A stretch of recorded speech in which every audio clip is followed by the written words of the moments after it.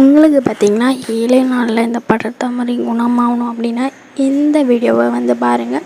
ரொம்ப ரொம்ப யூஸ்ஃபுல்லாக இருக்கும். ஹலோ அக்கா, எனக்கு ரொம்ப ஒரு ஒரு 3 மந்த்ஸாகவே ரொம்ப அதிகமாக படர்தாமரை மாதிரி ஒரு இச்சிங் மாதிரி இருக்குது.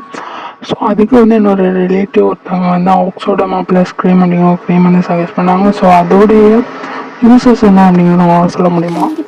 கண்டிப்பாக சொல்லிடலாம். ஃபர்ஸ்ட் இந்த ஆக்ஸோடர்மா ப்ளஸ் க்ரீம் எதுக்கெலாம் யூஸ் பண்ணுறாங்க அப்படின்றத நம்ம பார்த்துடலாம். ஸோ எந்த க்ரீம் பார்த்திங்கன்னா ஸ்கின்னில் இருக்கிற எல்லா விதமான itching problems, skin problems, allergy problems எல்லா இன்ஃபெக்ஷன், ஃபங்கலால் உருவாகிற இன்ஃபெக்ஷன் எல்லாருக்குமே இந்த க்ரீம் நம்ம யூஸ் பண்ணலாம்.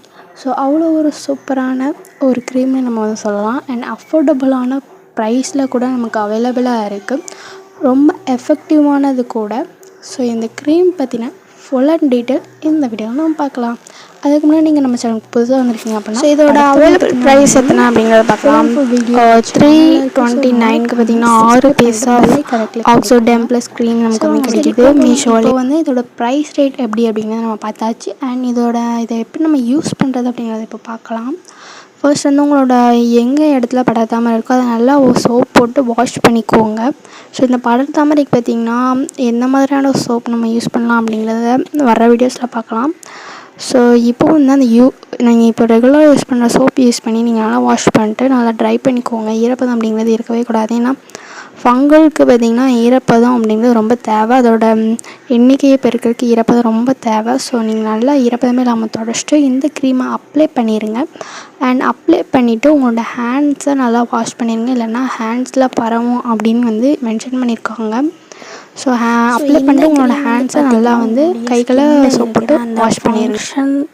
இன்ஃபெக்ஷன் காரணமான அந்த ஃபங்கலையோ இல்லைனா அந்த பாக்டீரியாவோ அதோட எண்ணிக்கை பெறுகிறத ஸ்டாப் பண்ணுது.